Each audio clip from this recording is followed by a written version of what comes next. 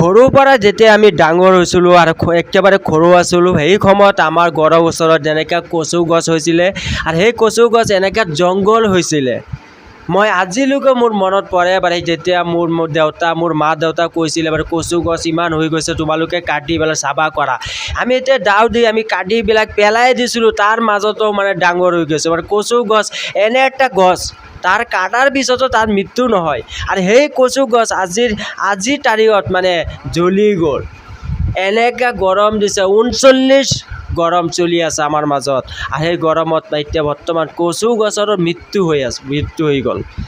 কিমান গৰম, সেইটোৱে আল্লাহৰ এটা গজব। সেইটোৱে আল্লাহ আমাক কৈছে বাৰু এতিয়া তোমালোকৰ ওপৰত মই এতিয়া গজব পেলাম। সেইটোৱে আমাৰ গজব বুলি কয়। আমি বহুত ডাঙৰ আমি পাপ কৰিছোঁ, আমি গুনাহ কৰিছোঁ না।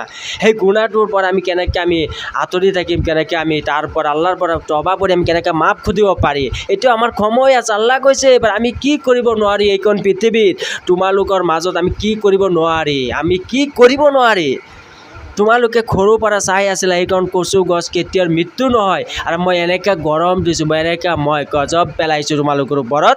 মই চব জ্বলাই দিব পাৰি, চব জ্বলি যাব, মই চব জ্বলাই দিব পাৰি। এইটো আমাৰ সময় আছে। আমাৰ এতিয়া আল্লাহৰ গাইডলাইন মানি আমাৰ কাম কৰাটো আমাৰ বহুত জৰুৰী হয়। আপোনালোকে ভিডিঅ'খন ভাল লাগে ভিডিঅ'খন আপোনালোকে শ্বেয়াৰ কৰি দিব। আপোনালোকৰ ওপৰত মোৰ ধন্যবাদ থাকিল।